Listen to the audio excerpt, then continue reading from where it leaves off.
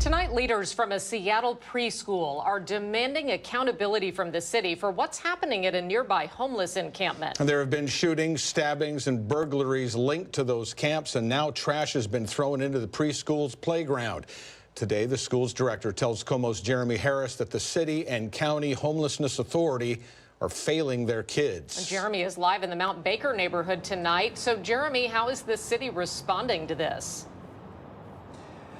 Well, the mayor's office told me today these encampments are on their radar. They're planning to remove them. They also want the police down here to address those safety issues. This preschool has been here for 8 years today. The director told me the safety issues in this neighborhood have reached a breaking point.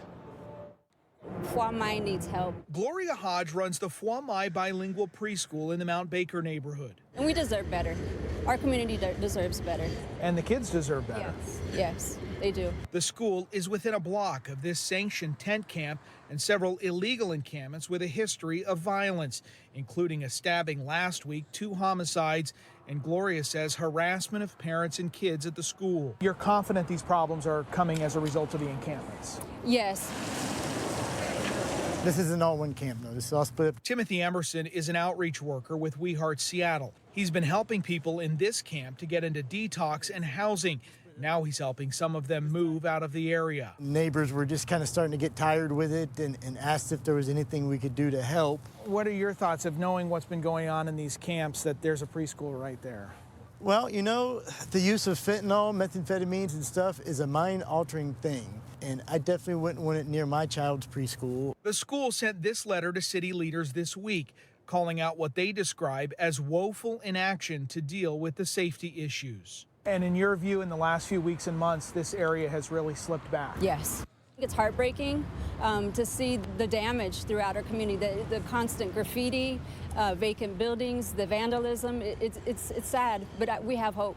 You're having to dedicate your time to safety, homelessness, and the intersection of this crisis in Seattle. Yeah, in addition, Jeremy, hiring security, like it's very frustrating.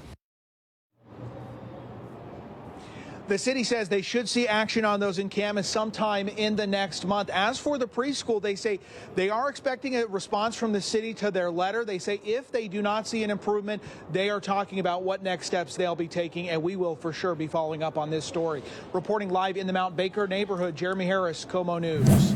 Yeah, Eric, the Office of the Waterfront says, for one, the money is going to be coming from the local improvement district, city money, and philanthropic donations, and that it'll be fully staffed. The Seattle waterfront has long been void of water closets. Have you ever had problems finding bathrooms?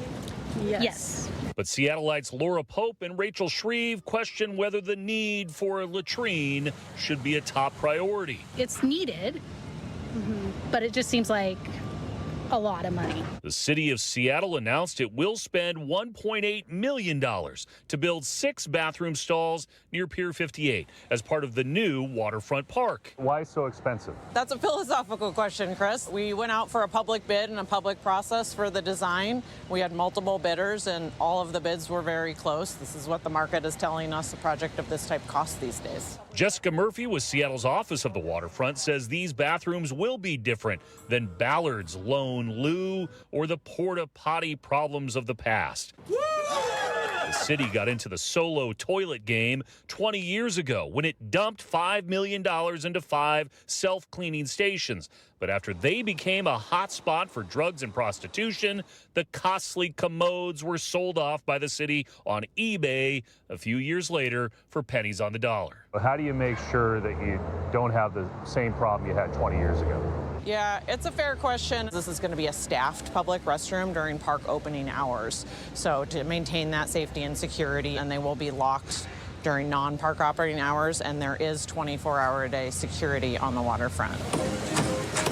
Murphy also argues as the pier reopens and tourists flock near the facilities, the needs for a bathroom break will prove the city isn't flushing more money down the toilet.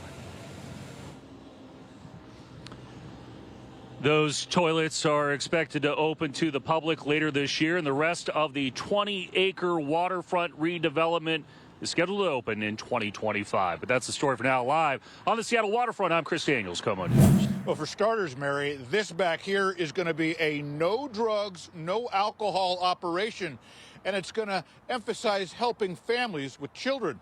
And the goal is to get people off the streets and into stable housing.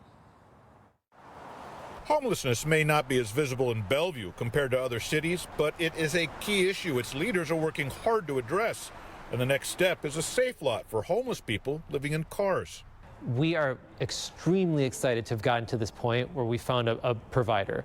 Earlier this week, city leaders selected the group For Tomorrow to operate the safe lot with space for 20 vehicles and an emphasis on serving homeless families with children. So finding an organization like this that is willing to do that, that's willing to step up to the plate and try and provide the services that are needed, it's just a perfect hit. It's a home run.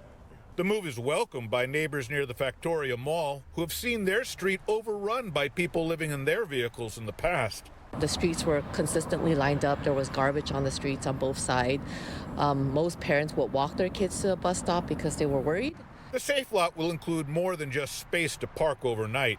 It will include restrooms, showers, a kitchen, and on-site case managers who will work to connect people to services and stable housing. The lot will also be enclosed by fencing, have on-site security, and participants must agree to a code of conduct and other safety measures. So we're permitted such that we cannot allow any alcohol, drug use, or illegal activity on site. So that's a hard line. The people that are willing, the people that are struggling and willing to get that support, they will go on the safe lot because the program will be there for them. This safe lot, it's expected to open this spring, and it will remain in operation through the end of the year with the possibility of extending it into the first part of next year. Reporting live, Joel Marino, KOMO News.